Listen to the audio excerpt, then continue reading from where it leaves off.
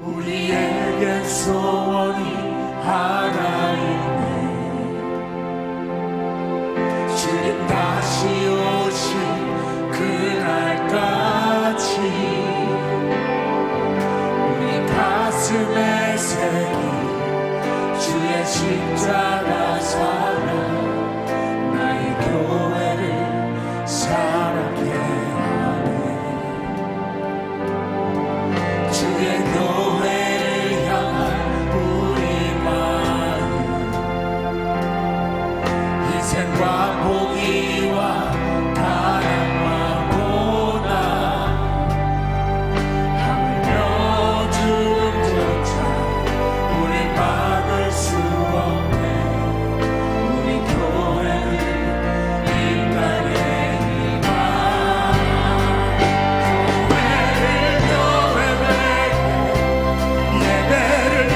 예배를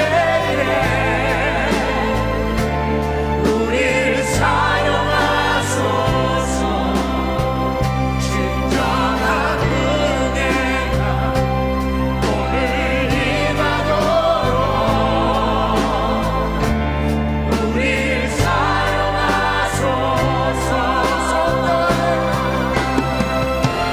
성령 안에 예배하리라. 자유의 마음으로 사랑으로 사역하리라. 교회는 생명이니 교회되게 예배를 예배되게 우리를 사용하소서. 진정한 은혜가 오늘 임하도록 우리를 다시 한번 주님 앞에 가슴을 고백하며 찬양합니다. 교회를 교회되게 예배를 예배되게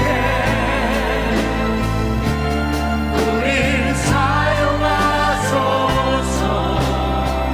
진정한 은혜가 오늘 임하도록 우리를 사용하소서. 우리를 사용하여 주옵소서. 우리를 사용하여 다시 한번 고백합니다. 우리를 사용하소서. 우리와 함께 하시는 주님을 찬양합니다. 모든 영광 주만 돌려드립니다. 주님 감사합니다.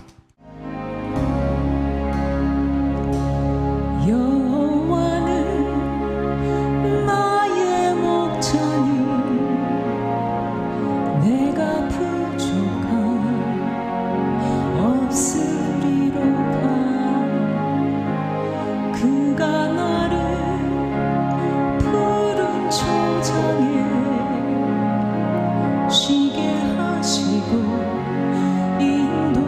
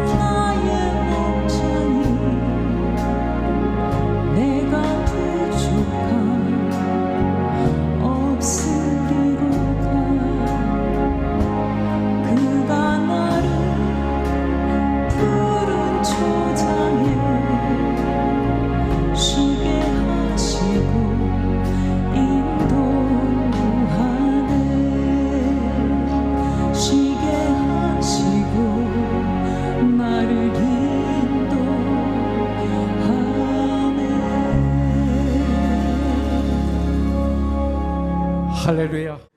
에레미야서 46장 1절부터 13절 우리 같이 봉독하겠습니다. 오늘 큐티의 말씀입니다. 같이 봉독하죠. 이방 나라들에 대하여 선지자 에레미야에게 임한 여호와의 말씀이라. 애굽에 관한 것이라. 곧 유다의 요시야 왕의 아들 여호야김 넷째 해에 유브라데 강가 갈그미스에서 바벨론의 느부갓네살 왕에게 패한 애굽의 왕 바로누고의 군대에 대한 말씀이라. 너희는 작은 방패와 큰 방패를 예비하고 나가서 싸우라. 너희 기병이여 말에 한 장을 주워 타며 투구를 쓰고 나서며 창을 갈며 갑옷을 입으라. 여호와의 말씀이니라. 내가 본적 그들이 놀라 물러가며 그들의 용사는 패하여 황급히 도망하며 뒤를 돌아보지 아니하면 어쩌미냐. 두려움이 그들의 사방에 있음이로다. 발이 빠른 자도 도망하지 못하며 용사도 피하지 못하고 그들이 다 북쪽에서 유브라데 강가에 넘어지며 엎드러지는도다. 강의 물이 출렁임 같고 나일강이 불어남 같은 자가 누구냐. 애굽은 나일강이 불어남 같고 강물이 출렁임 같도다. 그가 이르되 내가 일어나 땅을 덮어 성읍들과 그 주민을 멸할 것이라. 말들아 달려라. 병거들아 정신없이 달려라. 용사여 나오라. 방패 잡은 구스 사람과 붓 사람과 활을 당기는 르딤 사람이여 나올지니라 하거니와. 그날은 주 만군의 여호와께서 그의 대적에게 원수 갚는 보복이 이르라. 칼이 배부르게 삼키며 그들의 피를 넘치도록 마시리니 주 만군의 여호와께서 북쪽 유브라데 강가에서 희생제물을 받으실 것이미로다. 처녀딸 애굽이여 길르앗으로 올라가서 유의항을 취하라. 내가 치료를 많이 받아도 효력이 없어 낫지 못하리라. 내 수치가 나라 들에 들렸고 내 부르짖음은 땅에 가득하여나니 용사가 용사에게 걸려 넘어져 둘이 함께 엎드러졌습니다. 바벨론의 느부갓네살 왕이 와서 애굽 땅을 칠 일에 대하여 선지자 에레미야에게 이르신 여호와의 말씀이라. 아멘. 여러분들, 오늘 말씀은 첫째, 애굽에 대한 여호와 하나님의 말씀입니다. 다시 말하면 애굽은 뭐를 상징해요? 이 세상을 상징합니다. 이 세상에 대한 하나님의 말씀이라고 볼 수가 있어요. 에레미야서 46장부터는 이방 나라에 대한 예언의 말씀이 나온다고 아까 말씀드렸어요. 1절의 말씀 보겠습니다. 이방 나라들에 대하여 선지자 에레미야에게 임한 여호와의 말씀이라. 이렇게 말씀하고 있는 거예요. 자, 이방 나라 애굽, 블레셋, 모압, 암몬, 에돔, 다메섹, 게달과 하솔, 엘람, 바벨론, 여러 나라에 대한 예언이 쭉 나옵니다. 당시 이스라엘 주의 모든 나라와 부족들이 바로 이 예언의 대상이었다는 거예요. 잘 들으세요. 굉장히 중요한 겁니다. 이 말은 뭡니까? 이방 나라에 대해서도 하나님께서 예언하셨다, 말씀하셨다. 이 얘기는 뭐냐면 하나님의 통치는, 하나님의 주권은 이스라엘 백성들에게만 적용되고 해당되는 것이 아니라는 것입니다. 우주 만물, 온 세계 모든 나라가 다 하나님 통치 아래 있다, 이 말씀을 하시는 거예요. 에레미야서 45장 4절에 보면 보라, 나는 내가 세운 것을 헐기도 하며 내가 심은 것을 뽑기도 하나니 온 땅에 그리하겠거늘. 온 땅에 주관자이시라는 것입니다. 이 말씀을 통해서 보면 바로 이 성경도 하나님의 이 말씀도 여러분들 예수 믿는 사람들만 적용되는 말씀이 아니구나, 이것을 알게 되는 거예요. 이 성경이 예수 믿는 사람들만을 위해서 있는 것이 아니라 예수 믿지 않는 모든 사람들, 모든 나라, 모든 사람들에게 필요하구나, 적용되는 말씀이구나라는 것을 알려주고 있습니다. 특별히 1절에 이방 나라에 대해서 예언하고 계시는데 먼저 애굽에 대한 예언이 여기 나오고 있습니다. 그래서 애굽에 대해서 예언을 하고 계시는데 이것을 한마디로 표현한다면 이렇게 말씀드릴 수 있어요. 한마디로 표현하면 내가 아무리 강해도 너는 하나님이 내 편이 아니기 때문에 너는 망한다, 이거예요. 세상이 지금 우리 눈에 보기에 너무나 강하게 보이죠. 그러나 하나님이 내 편이 아니기 때문에 결국은 너는 망한다, 패한다. 이것이 바로 애굽에 대한 예언의 말씀의 핵심입니다. 3절 이하에 보면 애굽이 얼마나 강한 나라인지 저와 여러분들에게 보여주고 있어요. 보세요. 무기를 보세요. 작은 방패, 큰 방패, 말, 엄청난 건강한 말, 투구, 창, 갑옷, 지금으로 말하면 최상의 무기들이 다 등장하고 있어요. 애굽왕 바로누고는 최강의 용병 부대도 가지고 있었어요. 외국인의 부대, 외국 사람으로 구성된 부대, 돈을 주고 산 부대. 그래서 구절에 보니까 말들에 달려라, 말들아 달려라, 병거들아 정신없이 달려라. 아주 강한 모습이 나와요. 용사여 나오라. 방패 잡은 구스 사람과 붓 사람과 활을 남기는 루딤 사람이여 나올지니라 하거니와 그랬어요. 이 붓 사람은, 구스 사람은 이디오피아를 말하고 있어요. 붓 사람은 리비아의 족속이었습니다. 루딤은 아프리카의 다른 이름입니다. 이 루딤은 특별히 활을 잘 쏘았던 것 같습니다. 이 애굽은 이 세상에서 동원할 수 있는 강한 거라면 동원할 수 있는 모든 강한 것을 다 소유하고 있었습니다. 특별히 여기 보면 애굽은 나일강이 불어남 같고 강물이 출렁인 각도다. 이 8절에 기록되어 있어요. 이 말은 애굽왕 바로누고의 자신만만한 모습을 여기서 보여주고 있는 거예요. 세상은 자신만만합니다. 그래서 8절 뒷부분을 보면 그가 이르되 내가 일어나 땅을 덮어 성읍들과 그 주민을 멸할 것이라고 말하고 있습니다. 이 애굽왕 바로누고가 그 정도의 군대를 동원했으면 분명히 전쟁에서 승리해야 돼요. 그런데 패했습니다. BC 605년, 그러니까 주전, 주님이 이 땅에 오시기 605년 전에 유브라데 강가 갈그마스에서 벌어진 전투에서 바벨론의 느부갓네살 왕에게 처참하게 패배를 당합니다. 그래서 망하게 됩니다. 그 패배의 모습이 11절 12절에 나오죠.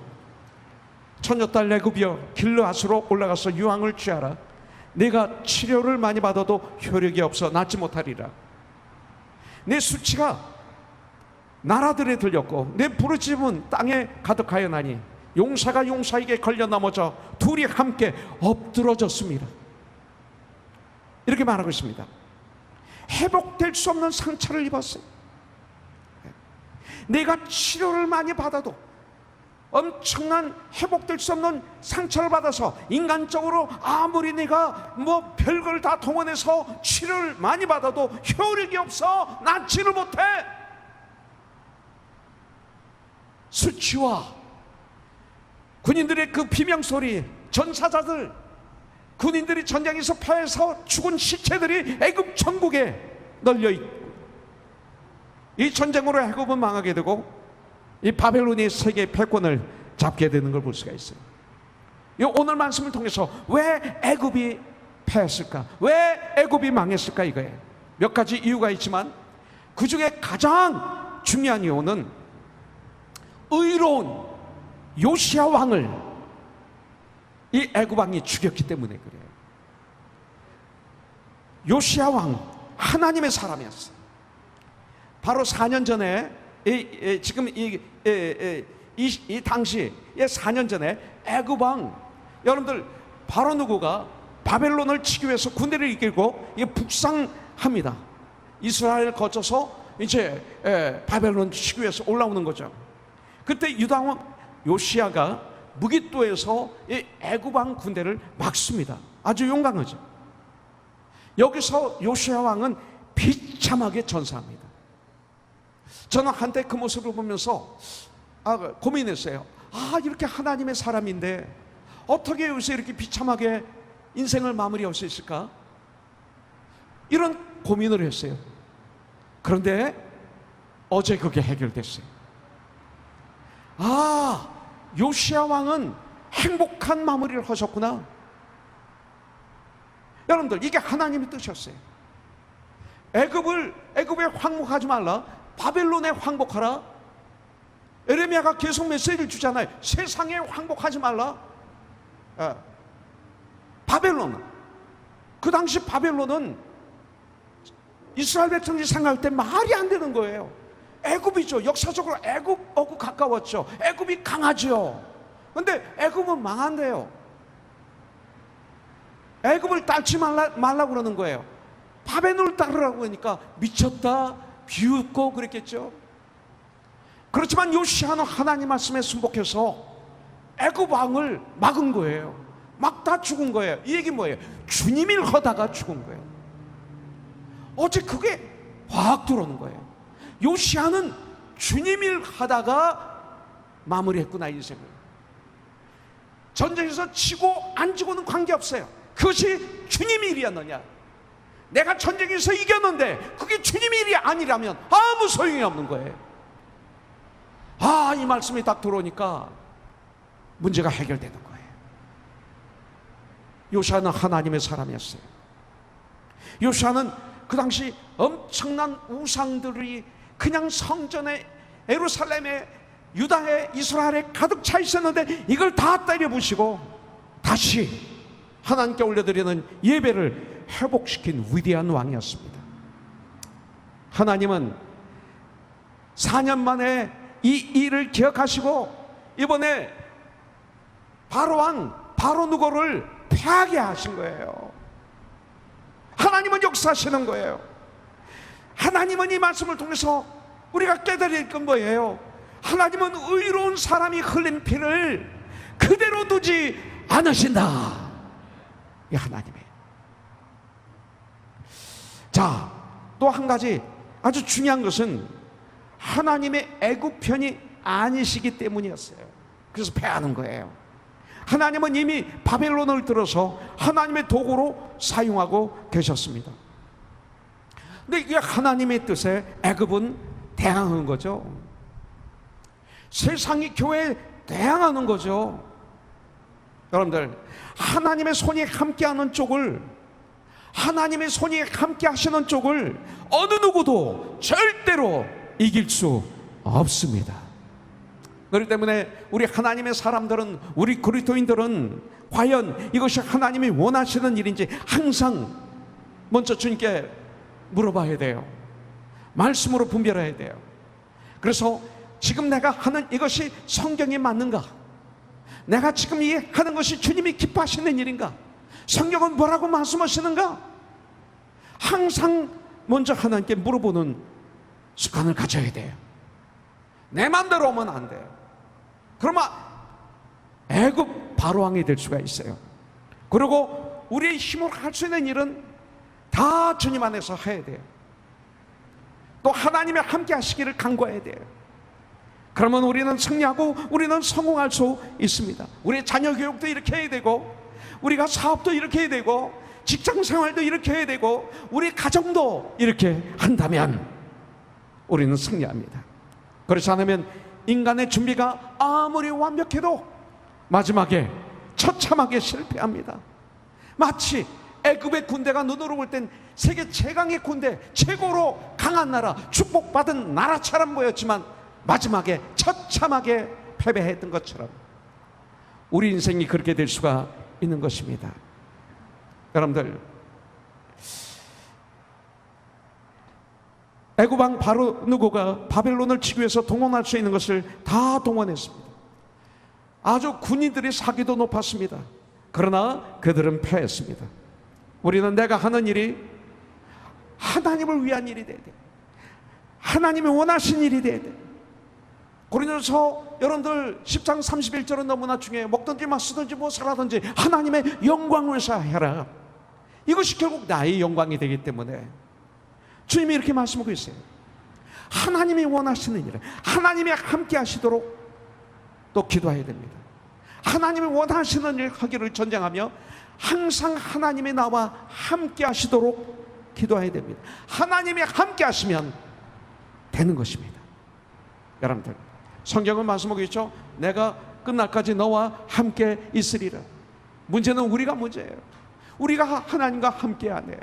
여기서 문제, 내 고집으로, 내 교만으로, 내 방법으로 하나님을 밀어버리는 거예요. 그럴 때 문제가 생기는 거죠.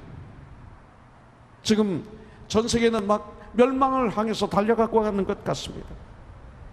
이 미국도 멸망을 향해서 막 달려가는 것 같습니다.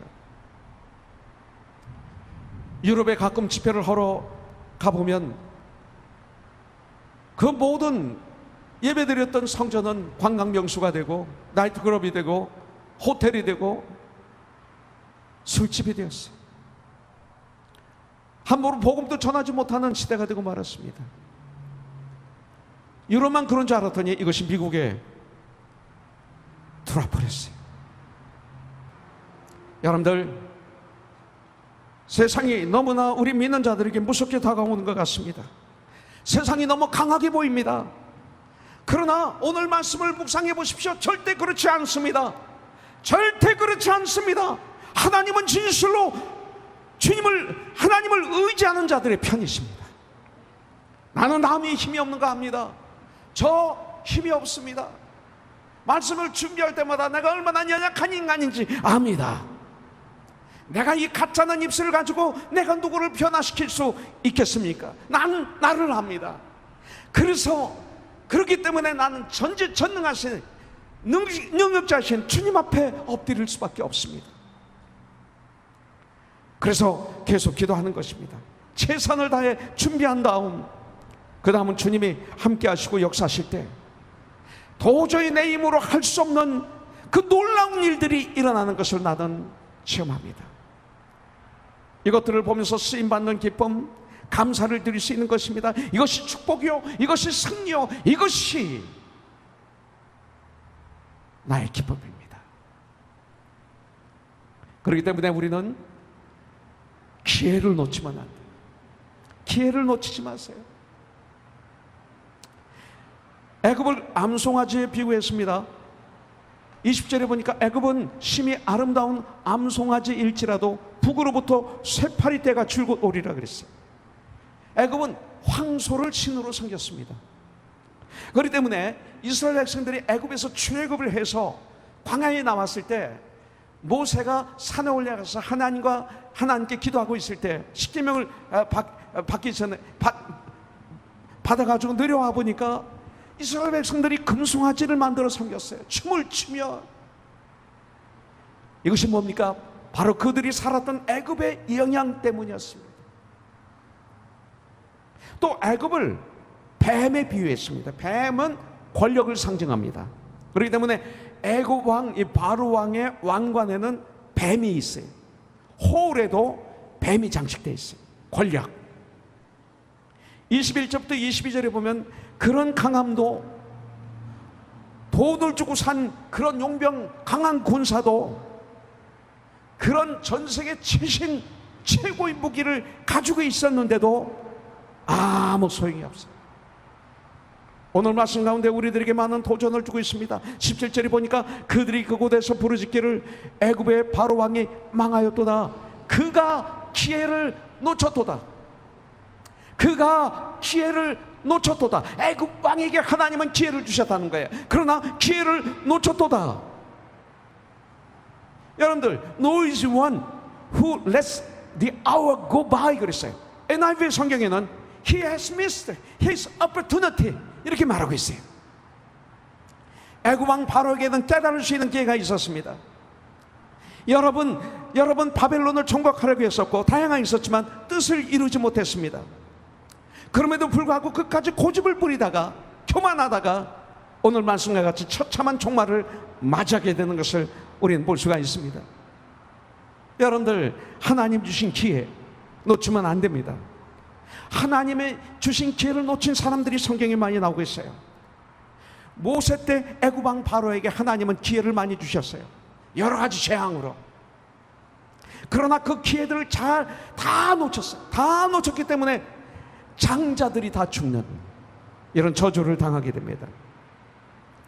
그러고도 출애굽을 시키고 난 다음에 아까워서 교만해서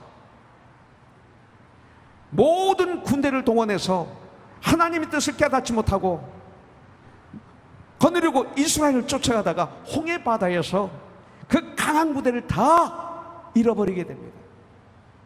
자신도 죽는 불행을 겪게 됩니다. 기회를 놓쳤어요. 하나님께서는 우리에게 기회를 주십니다. 바로 지금이 기회입니다. 보라 지금이 은혜의 시간이요 보라 지금이 구원의 시간이로다. 성경은 말씀하고 있어요. 여러분들 재난을 앞두고는 피할 기회를 주시고 심판을 앞두고는 피할 기회를 우리 하나님의 자녀들에게 주시는 거예요. 기회를 주시지 않은 일이 없어요. 저와 여러분들에게 기회를 주셨어요. 문제는 우리가 그 기회를 깨닫지 못하고 기회를 놓친 거예요. 교만해서 하나님을 떠나서. 노아 당시 사람들에게도 하나님은 기회를 주셨습니다. 노아가 하나님 말씀에 순종해서 방주를 만들고 있을 때 사람들이 와서 물어봤을 거예요. 궁금하지 않아요? 신기하지 않습니까? 와서 물어봤을 거예요. 노아는 친절하게 그 사람들에게 설명하면서 하나님의 홍수의 심판이 곧 임하니까 너희들도 배를 만들어 너희들도 준비해 열심히 복음을 전했을 것입니다. 그러나 그 당시 사람들은 오히려 노아를 미쳤다고 했어요. 비웃었어요. 낄낄거리면서. 그러다가 기회를 놓친 것입니다. 롯의 소돔과 고모라에서 나올 때 여러분들 롯의 2명의 딸들과 결혼할 예비 사위들이 있었어요. 그 예비 사위들에게 이제 이 소돔과 고모라는 곧 멸망한다. 그러니까 우리와 같이 피하자 할 때 이 사위들이 뭐라고 그랬다고 그랬어요? 성경에 보니까 농담으로 받아들였다고 그랬어요. 그들은 저주를 받습니다. 성경에는 하나님이 주신 기회를 놓치지 않은 사람들이 나옵니다. 세리 삭개오예요. 예수님께서 자기 마을을 지나가신다는 소리를 듣고 기회를 놓치지 않았습니다. 키가 작습니다. 사람들이 많습니다. 포기하지 않았습니다. 그래서 뽕나무 위에 올라갑니다. 기회를 적극적으로 활용합니다. 천국은 심노하는 자의 것입니다. 주님은 그 삭개오를 보셨습니다. 그래서 예수님을 삭개오는 자기 집에 모셔서 식사를 대접합니다. 그때 삭개오가 이런 얘기를 합니다. 이게 회개예요. 이게 주님 앞에 돌아오는 거예요. 누가복음 19장 8절에 보니까 삭개오가 서서 주께 여짜오되 주여 보시옵소서 내 소유의 절반을 가난한 사람들에게 주겠습니다. 이게 정말 주님을 만났을 때의 마음이에요. 예수님을 만나서 예수님은 나의 주인이시오 나의 구원자이십니다 하면서 주의 사랑을 베풀지 않으면 그건 만난 거 아니에요. 예수님을 정말 사랑하고 예수님을 주인으로 구원자로 모시고 그러면 예수님의 마음이 내 마음이 되는 거예요. 그래서 행동이 따는 거예요. 자기 자산의 절반을 가난한 사람들에게 나눠주겠대요. 고단 말을 보세요. 이게 회개입니다. 만일 누구 이것을 빼앗은 일이 있으면 4배로 갚겠습니다. 이게 돌아오면 이게 회개예요. 정말 예수 믿고 교회 다녔는데 사기치고도 그냥 잊어버리고 아무 관계없이 해결하지 않고 그냥 교회 다니는 분들이 많아요. 남의 걸 도둑질하고도 그냥 잊어버리고 교회 다니는 분들이 많아요. 남을 망하게 하고도 아무 양심의 가책 없이 교회 다니는 분들이 많아요. 이거 회개해야지. 변상해야지. 이게 회복이에요. 저도 여러분도 삭개오가 예수님을 만나니까 이렇게 바뀌어요. 그 결과로 주님으로부터 어떤 말씀을 들어요? 오늘 구원이 이 집에 이르렀다 이거였어요. 이 고백을 하니까 주님께서 오늘 구원이 너에게 너의 가정에게 이르렀다 하신 축복을 선물로 받게 됩니다. 영생을 얻게 된 거예요. 베드로도 회개의 기회를 놓치지 않은 사람이에요. 베드로는 예수님을 3번씩이나 부인했습니다. 누가복음 22장 60절부터 62절에 보니까 베드로가 이르되 이 사람아 나는 네가 하는 말을 알지 못하노라 하고 아직 말하고 있을 때 닭이 곧 울더라. 자, 닭이 울었어요. 61절 주께서 돌이켜 베드로를 쳐다보십니다. 베드로와 눈이 마주쳤어요. 그 순간 베드로가 주의 말씀 곧 오늘 닭 울기 전에 네가 3번 나를 부인하리라 하심이 생각나서 밖에 나가서 심히 통곡하니라 그랬어요. 닭 우는 소리를 듣고 주님이 하신 말씀이 기억나요. 여러분들, 이 닭 우는 소리, 주의 마지막 때가 이르는데 그때는 언제인지 누구도 모른다. 그러나 이런 일이 일어나면 마지막인지 알라 그러셨어요. 닭 우는 소리를 들어야 돼요. 우리가 내 주에 있는 소리, 주님이 원흉을 주는 소리를 들을 수 있어야 돼요. 그러고 난 다음에 주님의 말씀을 기억해야 돼요. 예수님과 눈이 마주치는 것을 통해서 참된 회개의 기회로 삼아야 돼요. 네가 닭 울기 전에 네가 3번 나를 부인하리라, 이 말씀이 떠오르는 거예요. 이게 은혜예요. 참된 기회가 이루어지는 거죠. 그가 그 기회를 놓치고 그냥 어둠 속으로 사라졌다면 베드로는 실패한 제자로 기록되고 말았을 거예요. 회개의 기회를 놓치지 않았기 때문에 그는 사도의 반열에 올 수 있었고 초대교회의 기둥이 된 거예요. 기둥. 회개 때문에. 예수님께서 최후의 만찬을 하십니다. 그러면서 말씀하시죠. 제자들에게 너희 중 하나가 나를 팔리라, 나를 배반하리라. 주님께서 유다에게 여러 번 기회를 주셨어요. 회개할 기회를 주신 거예요. 유다에게도. 그렇지만 축복의 회개할 기회를 유다는 놓쳤습니다. 기회를 놓쳤습니다. 하나님께서 우리들 각자에게 주신 기회가 있어요. 이 기회를 놓치면 안 돼요. 그래서 에베소서 5장 16절에서는 세월을 아끼라 때가 악하니라 말씀하고 있어요. 기회 놓치지 말라 이거예요. 고린도후서 6장 2절에 보니까 보라 지금이 구원의 시간이요 보라 지금이 은혜의 시간이다. Now is the time, 이렇게 말씀하시는 거예요. 기회를 놓치면 안 되는 거예요. 저와 여러분들에게도 하나님의 기회를 주셨어요. 놓치면 안 돼요. 주님이 허락하신 기회를 절대 놓치지 않고 잘 사용해서 에베소서 5장 16절의 말씀대로 세월 아끼라 때가 악하니라, 세월을 아끼는 지혜로운 축복의 사람들이 되기를 주님의 이름으로 간구합니다.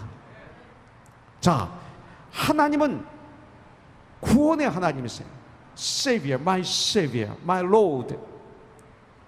이스라엘 백성들이 회개하지 않고 애굽으로 감으로 하나님께서 애굽을 징계하실 때 유다 백성들도 함께 징계를 당하게 되었습니다. 그러나 어느 정도의 교훈 과정이 끝나니까 하나님은 유다 백성들을 반드시 구원하신다고 그 뒤에 말씀에 보면 나와 있어요. 그것이 바로 46장 27절 28절입니다. 내 종 야곱아 두려워하지 말라. 참 못난 저와 여러분들에게 주님은 내 종 누구야 두려워하지 말라. 이스라엘아 놀라지 말라. 놀라지 말라. Fear not. 두려워하지 말라. 보라 내가 너를 먼 곳에서 구원하여 네 자손을 포로된 땅에서 구원하리니 야곱이 돌아와서 평안하며 걱정 없이 살게 될 것이라. 그를 두렵게 할 자가 없으리라. 여호와의 말씀이니라. 내 종 야곱아 내가 너와 함께 있나니 두려워하지 말라. 내가 너와 함께 한다. 두려워하지 말라.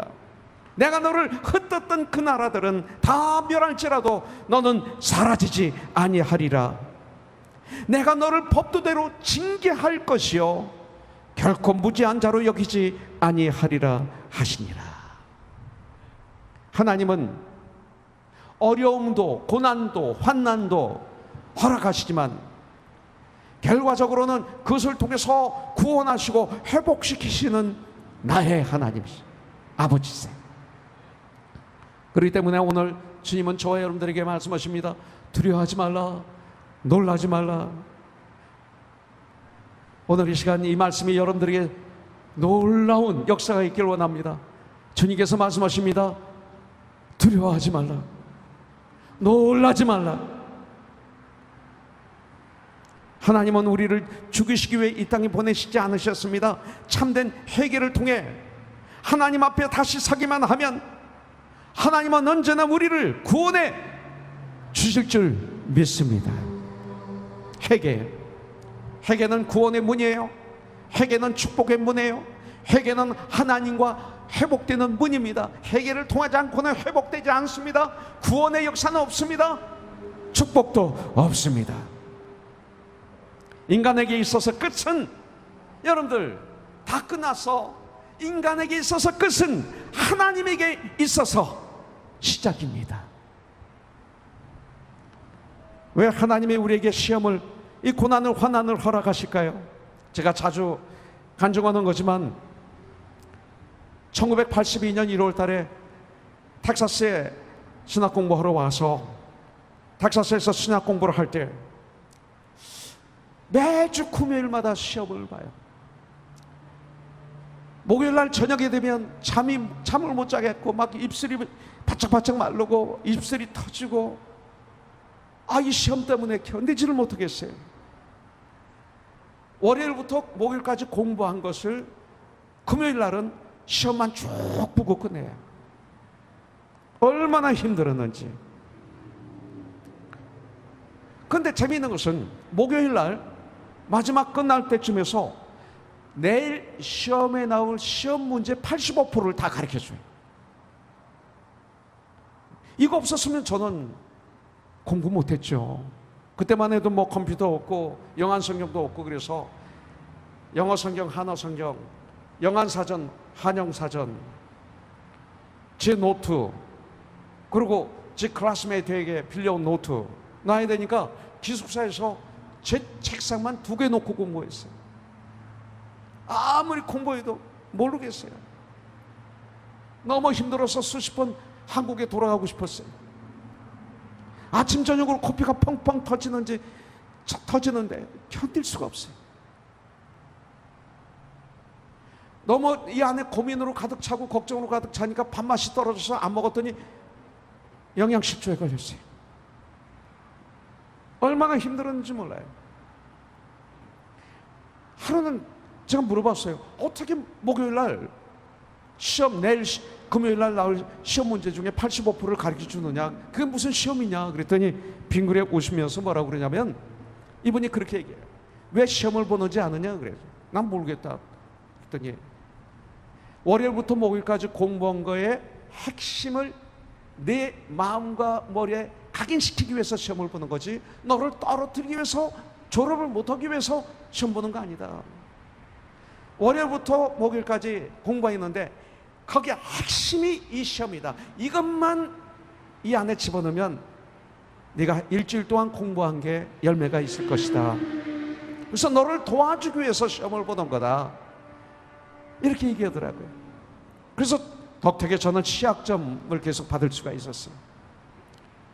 나머지 15%는 이들의 실력이에요. A 플러스 A 학점, 이렇게 B 학점도 받고 그러는데, 여러분들, 교수가 말하기를 한 주간 공부한 것의 결정치가 시험 문제라는 것, 매주마다 보는 시험은 나의 실력을 향상시키기 위한 것이지 나를 떨어뜨리기 위한 것이 아니라고 한 그 교수의 말이 오늘 말씀에 또 떠올랐습니다. 야고보서 1장 2절부터 4절을 보니까, 내 형제들아, 너희가 여러 가지 시험을 만나거든 온전히 기쁘게 여기라. 이는 너희 믿음의 시련이 인내를 만들어내는 줄 너희가 암이라. 인내를 온전히 이루라. 이는 너희로 온전하고 구비하여 조금도 부족함이 없게 하려 함이라 말씀하고 있습니다. 여러분들, 그렇다면 우리들의 삶 가운데 오는 시험들이 있습니다. 이 시험이 가끔 오는 게 아니에요. 파도처럼 옵니다. 파도는 계속 칩니다. 이 시험이, 고난이, 환난이 파도처럼 계속 나에게 옵니다. 오늘 말씀을 통해서 보면 이것은 저주가 아닌 축복인 것을 우리에게 알려주시는 거죠. 나에게 시험이 올 때 온전하게 기쁘게 여기는 이 전쟁을 하기를 원합니다.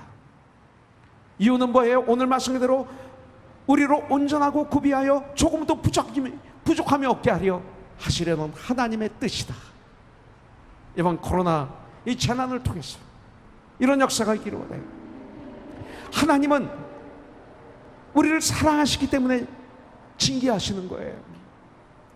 28절 하반부에 말씀하시기를, 내가 너를 법대로 징계할 것이요 결코 무지한 자로 여기지 아니하리라 하시니라. 하나님은 한 손에는 공의, 한 손에는 사랑, 은혜를 가지고 우리를 인도하세요.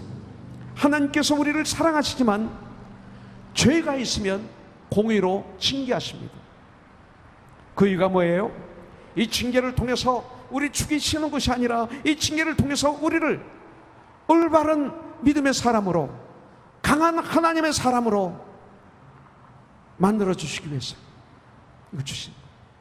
또 하나는 우리가 삶을 살아갈 때 하나님이 얼마나 우리에게 필요한 분이신지 알게 하시기 위해서. We need you. 우리는 주님이 필요합니다. 이것을 알게 하기 위해서 징계하십니다. 우리가 참된 회개를 통해서, 가슴을 찢는 회개를 통해서 멸망하지 않게 하기 위해서 이런 징계가 있는 것입니다. 징계를 통해서 회개하도록. 그렇기 때문에 훈련 과정이라 생각되면 제일 중요한 것이 뭘까요? 지난주에도 말씀드렸지만 가슴을 찢는, 가슴을 치는, 통에 자복하는 참된 회개입니다. 주님 앞에 돌아오는 것입니다. 내 삶이 돌아오는 것입니다. 그런데 우리가 징계를 받지 않는 방법이 있어요. 이런 고난을 받지 않는 방법도 있습니다. 무슨 방법이에요? 100% 순종하면 됩니다. 그러면 됩니다. 바로 이삭처럼. 이삭은 미리 순종한 사람이었어요. 창세기 22장 보세요. 하나님의 말씀, 명령대로 아브라함이 이삭을 모리아 산에서 산제물을 드리기 위해서 갔는데 아브라함이 명령하는 대로 순종합니다. 그냥 아브라함은 나이가 많았기 때문에 밀면 넘어가요. 그러지 마세요 하면 꼼짝 못해요. 그 아버지에게 100% 순종한 모습을 봅니다. 이삭은 부활의 하나님을 믿었던 거예요. 아브라함만 믿은 게 아니라. 그래서 미리 납작 엎드린 온유한 자가 이삭이었어요. 그래서 그는 가는 곳마다 형통한 하나님의 역사를 체험했습니다. 여러분들, 훈련이 우리에게 많은 유익을 주는 것도 사실이지만, 그렇지만 미리 엎드리는 자가 된다면 환난을, 큰 훈련의 과정을 거치지 않아도 우리는 하나님 앞에 복되고 형통한 자가 될 수 있다고 분명히 믿습니다. 그렇다면 어떤 일에 우리가 순종해야 될까요? 하나님의 말씀과 기도의 삶을 살아야죠.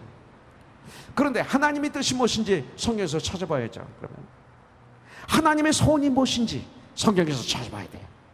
요한복음 6장 38절부터 40절에 나오네요. 내가 하늘에서 내려온 것은, 예수님께서 말씀하시기를, 내 뜻을 행하려 함이 아니요 나를 보내신 이의 뜻을 행하려 함이니라. 나를 보내신 이의 뜻은, 하나님 아버지의 뜻은 내게 주신 자 중에 내가 하나도 잃어버리지 아니하고 마지막 날에 다시 살리는 이것이니라. 내 아버지의 뜻은 will of God, 내 아버지의 소원은 아들을 보고 믿는 자마다 영생을 얻는 이것이니 마지막 날에 내가 이를 다시 살리리라 하시니라. 이거예요. 이 뜻을 이루어드려야 돼요. 마태복음 28장 19절부터 20절에 보면, 그러므로 너희는 가서 모든 민족을 제자로 삼아 아버지와 아들과 성령의 이름으로 침례를 주고 내가 너에게 분부한 모든 것을 가르쳐 지키게 하라. 그 가르쳐서 지키게 하려면 내가 알아야죠. 내가 먼저 지켜야죠. 그리고 그들로 지키게 해야죠. 이것이 명령입니다. 이것이 하나님의 뜻이에요. 사도행전 1장 8절에 보면, 오직 성령이 너희에게 임하시면 너희가 권능을 받고 예루살렘에서도 온 유다에서도 사마리아에서도 그리고 땅 끝까지 이르러 어디에서든지 내 증인이 되리라. 언제? 성령이 임하시면 너희가 권능을 받아서 내 증인이 되리라. 이렇게 말씀하십니다.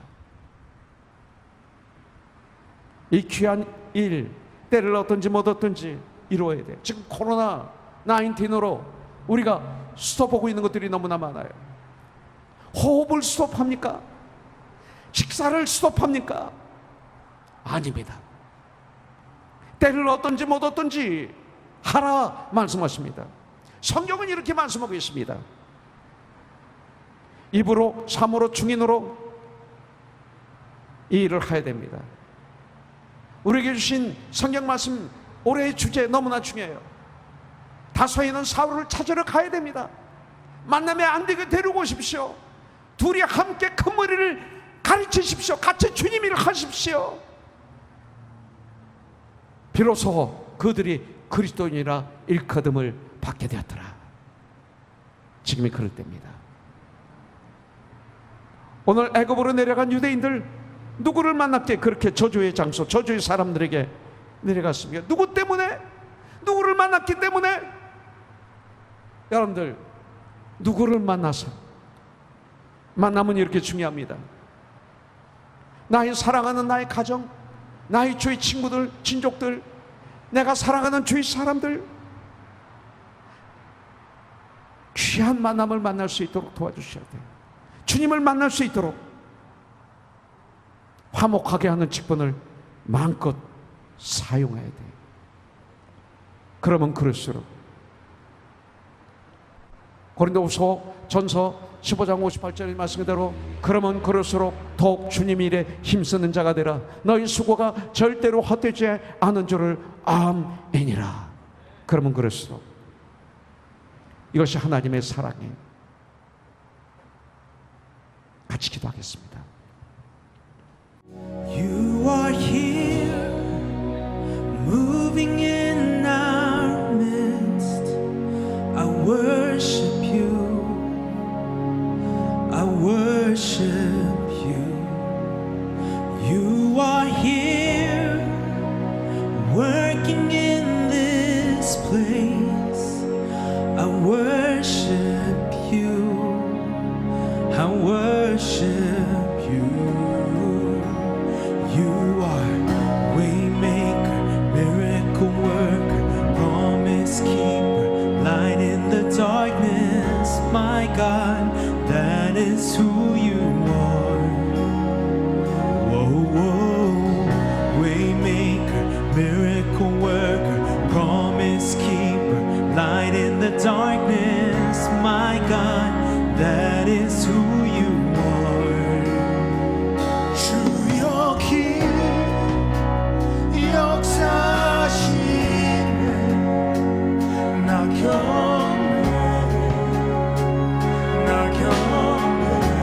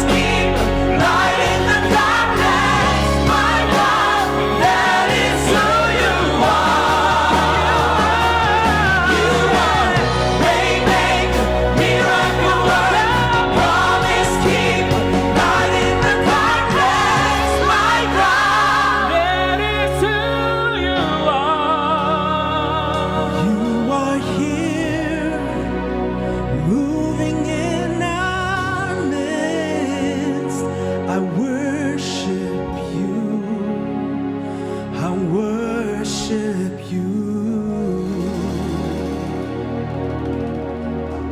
할렐루야.